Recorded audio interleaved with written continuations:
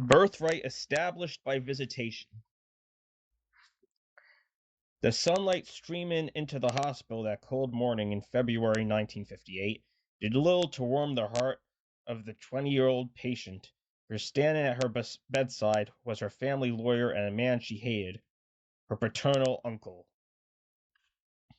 The girl was recovering from a tragic accident in which both of her parents had been killed.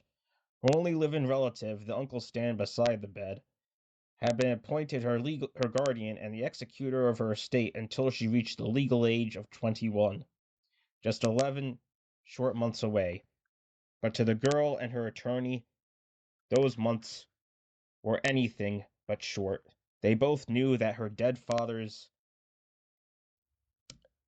never do well brother would find more than one way to get his greedy hands on what would be left of the girl's estate. After the hospital bills and the doctor's fees had been paid, there would be little enough remaining for her to finish her college education, provided he wasn't given the opportunity to pilfer what was left.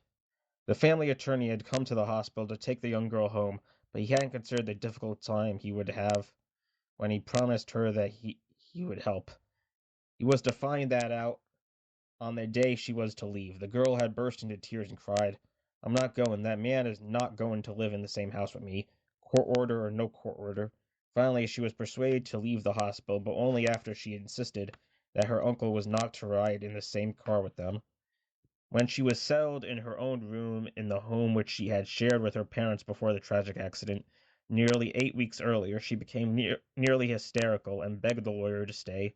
Not knowing what else to do, he phoned the doctor who had treated the girl and explained the circumstances. The physician said he would come right over. The two men decided the best thing to do would be to call in the judge who had issued the order, and the three of them could then attempt to reason with her.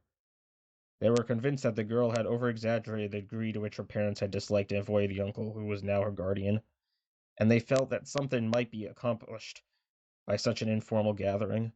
After the judge consented to meet with them, they put the girl in a wheelchair and rolled her into her mother's upstairs sitting room, a pleasant room that overlooked a garden and terrace beyond. The judge, a kindly man who obviously felt quite upset because the girl was so distressed, spoke first, telling her he had investigated her uncle's background and had found it to be unimpeachable. He went on to explain how the court was powerless to do anything else unless a will or legal document of some sort were found, given other instructions. An earlier search of the deceased parents' effects had proved fruitless. No will had been found. Therefore, the estate was probated before the court on the premise that the parents had died interstate. But what's to stop my uncle from selling everything out from under me while he's my guardian, while I'm confined to this wheelchair and can't do anything to stop him? The judge hesitated and said, "I'm afraid there isn't anything else that can be done, my dear. I must rule according to the law. Until you are 21, your uncle has full jurisdiction over the administration of the estate. At that time, you can do whatever you wish." "It's not right," the girl cried. "It isn't right to let him get his filthy hands on everything my daddy and mother worked their hearts out for. And after all these years, why does he have to show up now?"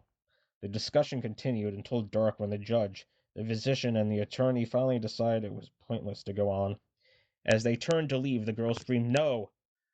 Don't leave me like this! Surely there must be something you can do, some law, something."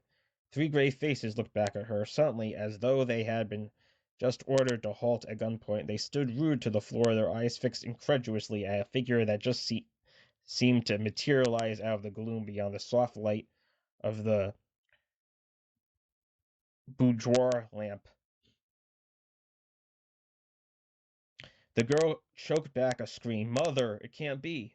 The apparition seemed to float toward a writing desk. She was almost formless, a glowing luminescence that held them spellbound to disbelief. Then the girl cried, "She's trying to tell us something." The specter pointed to a desk drawer and dissolved into nothingness. For several long moments afterward, the three men were unable to speak. "If I hadn't seen it with my own eyes," the gray-haired judge finally whispered, as the attorney suddenly sprang to life and hurried over to the desk.